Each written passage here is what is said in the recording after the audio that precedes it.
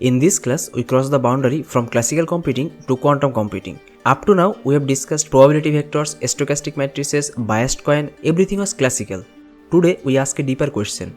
What fundamentally changes when a bit becomes a qubit? The answer begins with notation but very quickly becomes physics. In the theory part, we'll talk about quantization, Dirac notation, why a qubit is a vector, and why probability in quantum mechanics is not the same as classical probability. So, let's begin. In classical electronics, bits are something we engineer. We build circuits that force voltages to be either low or high. Low represents 0 and high represents 1. But in quantum physics, something remarkable happens. Many physical systems are naturally discrete. For example, the spin of an electron, the polarization of a photon, or the energy levels of an atom. When we measure the spin of an electron along a chosen axis, we never get a continuous value. We always get one or two outcomes, spin up or spin down. This discreteness is called quantization because there are exactly two possible outcomes. We can label them as quantum states. We call them 0 and 1. Any physical system with exactly two measurable states can represent a quantum bit or a qubit. Quantization explains us why nature gives us bits for free. To avoid confusion between classical bits and qubits, we use a special notation. This notation is called Dirac notation, which was named after Paul Dirac. Dirac gave us two notations, ket and bra. Together, we call them bracket notation. We write the ket notation like this, and we write the bra notation like this. A qubit in state 0 is written as ket 0, and a qubit in state 1 is written as ket 1. Every ket has a corresponding bra. If ket psi represents a column vector, then bra psi represents its conjugate transpose written as a row vector. So, ket 0 has a corresponding bra 0 and ket 1 has a corresponding bra 1. Kets describe quantum states. Bras are used to compute probabilities, to take inner products, and to extract measurement information. We won't use bras heavily yet, but you should already feel comfortable seeing these symbols. A qubit is not represented by a single number. A qubit is represented by a vector. The state 0 is represented as a two-component vector with a 1 in the first position and 0 in the second. The state 1 is represented as a two-component vector with a 0 in the first position and 1 in the second position. Why do we need two numbers? Because unlike a classical bit, a qubit does not have to be entirely 0 or entirely 1. A classical bit is always either 0 or 1. Even a probabilistic bit is still either 0 or 1. We just don't know which. A qubit is different. A qubit can exist in superposition as long as it is not observed. We write a general qubit state as psi equals alpha times 0 plus beta times 1. In the context of qubit, this expression is not probability yet. Alpha and beta are complex numbers. They are called probability amplitudes. Actual probabilities are obtained by taking the magnitude squared. These probabilities must add up to 1. In classical probability, we add probabilities directly. But in quantum mechanics, amplitudes at first and probabilities emerge afterward. This single idea explains interference, superposition, and quantum advantage. Now, let's summarize everything before going to the lab.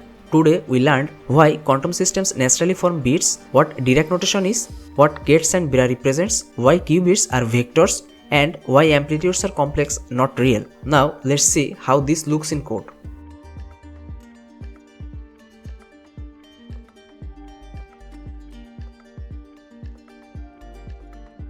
In this lab, we will meet a qubit for the first time. For now, we only want to do three things. We want to create a qubit, we want to look at its state vector, and we want to understand how amplitudes appear in practice. To simulate the qubit, we will use Qiskit. If you are using Google Colab, start with this.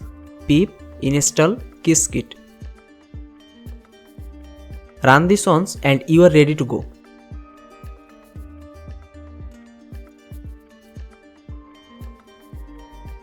Now let's import quantum circuit from Qiskit and create a circuit with one qubit.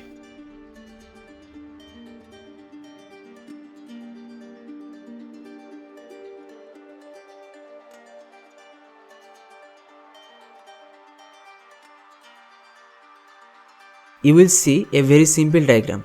This represents a single qubit. At this moment, the qubit is automatically initialized in the state 0. Now, let's explicitly look at the quantum state. For this purpose, we have to import a state vector. Import a state vector from qiskit.quantuminfo.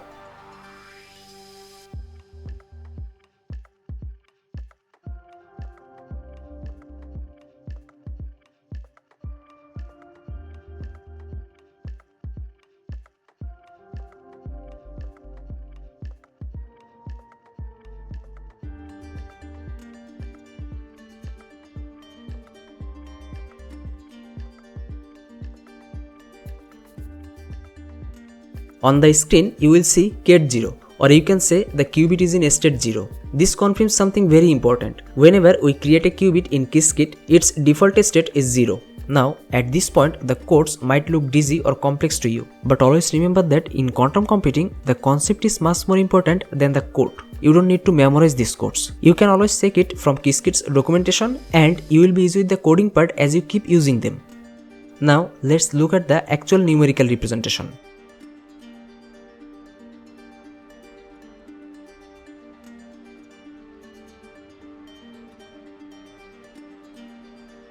Pause here and look carefully. The numbers are complex numbers. Even though the imaginary part is 0, the numbers are still complex.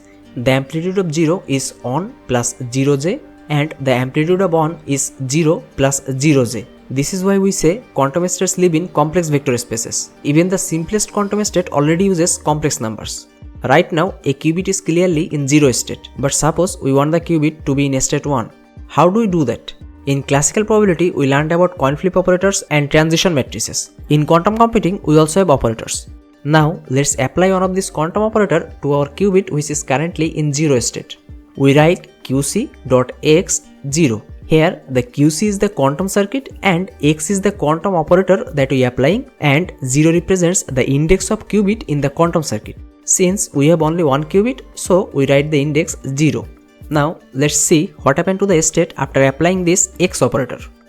You will see that the qubit is now in the on state. So, the state 0 becomes state on, just like a NOT operation. This operation is actually a quantum gate. We haven't studied gates yet, so don't worry about how it works. Just remember this idea. Quantum states are transformed by operators, just like classical probability vectors. We will study this gate properly in the upcoming videos. In this lab, we installed Qiskit. We created a single qubit circuit, we visualized the state vector, we saw the probability amplitudes are complex, and we changed state 0 to state 1 using quantum operation. Now we are ready. In the next class, we will start visualizing qubits and building intuition using the Block sphere. Make sure you subscribe the channel and like the video. You can share this video with your friends who are also interested in quantum computing. See you in the next video. Until then, happy quantum computing.